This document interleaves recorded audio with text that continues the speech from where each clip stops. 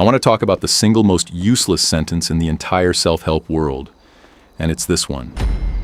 Just be yourself. People say this like it's some deep piece of wisdom. It's not wisdom. It's a non-answer dressed up as advice. It's what people say when they don't actually want to help you and just want the conversation to end. Think about when you actually hear this phrase. Someone's nervous before a date, a job interview, walking into a party where they don't know anyone, and their friend goes, "Just relax, man. Just be yourself." Cool. Thanks. Incredibly helpful. Except that person is nervous because being themselves in that exact moment isn't working, and no one bothered to explain what that actually means or how to do it. Here's the problem. Nobody says out loud, "You are not one fixed self." You're actually a bunch of different versions of yourself depending on context. And some of those versions are way better than others. There's a version of you that shows up when you're comfortable, joking around with your closest friends, saying whatever comes to mind, fully relaxed. And there's a version of you that shows up when you're nervous, quieter, more guarded, maybe over-explaining things, laughing at the wrong time. Both of those are you.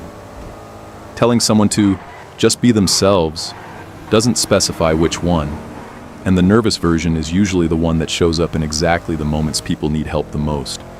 I'll give you an example from my own life. I've got a buddy, I'll call him Danny, who is, hand to God, one of the funniest people I know. Around our friend group, the guy is unbelievable. Perfect timing, quick, everyone's dying laughing. Put him in front of a group of people he doesn't know though, and he basically goes silent. Same guy, same brain, same sense of humor sitting right there behind his eyes. But the version of him that shows up with strangers is not the version that shows up with us. And if you told him just be yourself before walking into that room, he'd rightfully ask, which one? So what's actually going on here?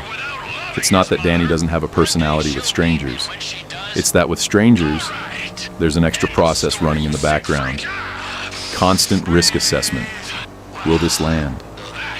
Do they think I'm weird? Was that too much? That process didn't exist when he was with us. Because with us, the risk already evaporated a long time ago. We've already decided we like him, so there's nothing left to prove. With strangers, that safety hasn't been built yet.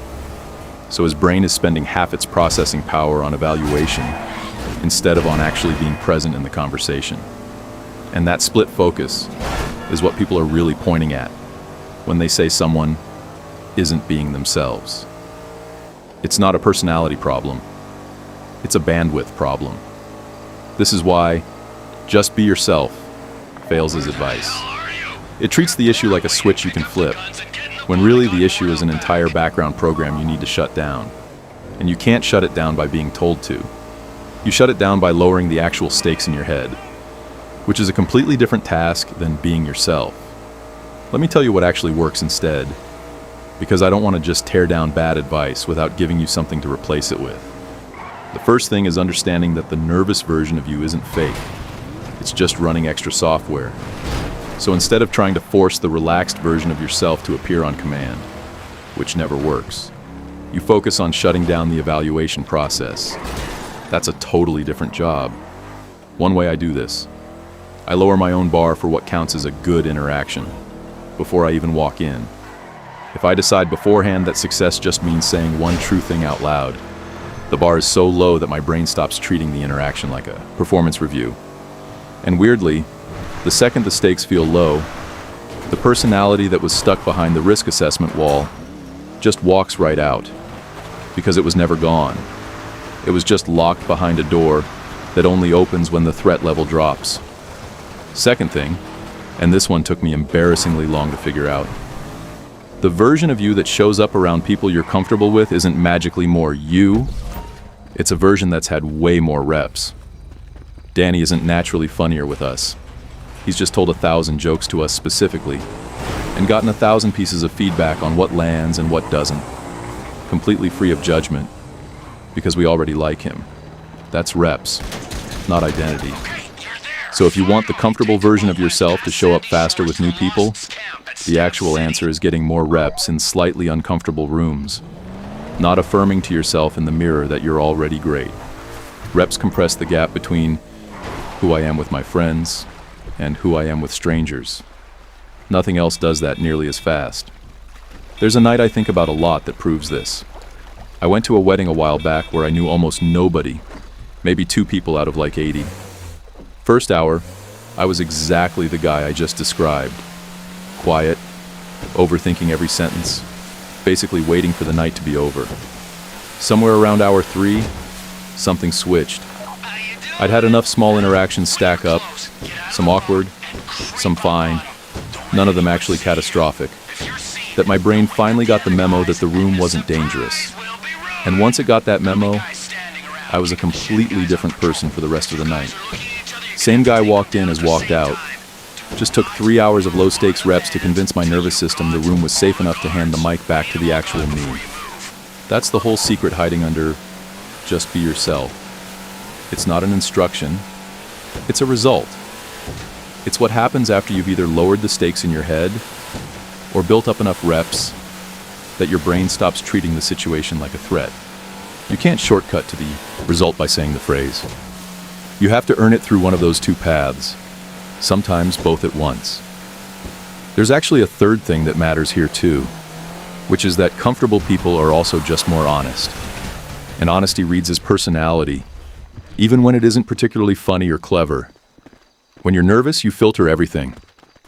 You say the safe version of the sentence instead of the true one. When you're comfortable, you just say the true thing, unfiltered.